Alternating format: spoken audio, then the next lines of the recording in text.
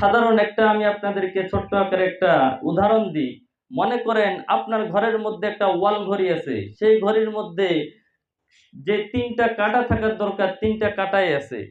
শুধু নাই ব্যাটারি। তাহলে সেই ঘড়ি চল না অচল?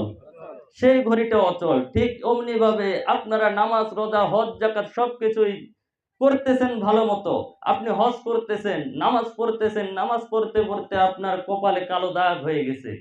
কিন্তু আপনার ভিতরে যদি মুনাফিকতা থাকে তাহলে আপনি কোনোদিন জান্নাতি হতে পারবেন না। ঠিক কি না? এই জন্য আপনাদেরকে এমন ভাবে মজবুত ঈমান তৈরি করে নিতে হবে যেন কোনো বেঈমান আপনাকে ঈমান হারা বানাইতে না পারে। বর্তমান এটা কিন্তু রমজান মাস। কি মাস?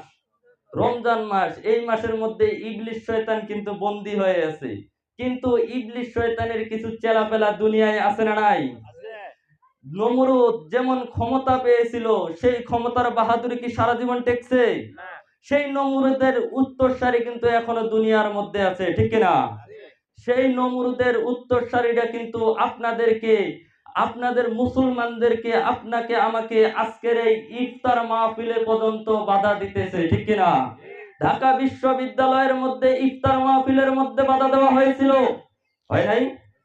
ঢাকা বিশ্ববিদ্যালয়ে ইফতার মাহফিলের মধ্যে বাধা দেওয়া হয়েছিল। ওই জায়গার মধ্যে তো কোনো মানুষ, কোনো ছেলে যারা ইফতার মাহফিল করেছিল তারা কোনো গুনার কাজ করে নাই।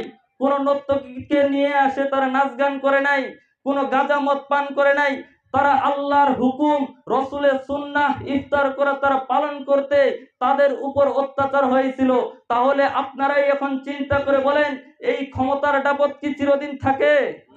ক্ষমতার দাপট যেমন চিরদিন থাকে না, ঠিক অমনি ভাবে নমরুদ যেমন ধ্বংস হয়ে গেছে, তার ক্ষমতা চিরদিন থাকে নাই, ঠিক এদেরও ক্ষমতা চিরদিন থাকবে না, তোমরা যতই লাফাও। ঠিক কিনা?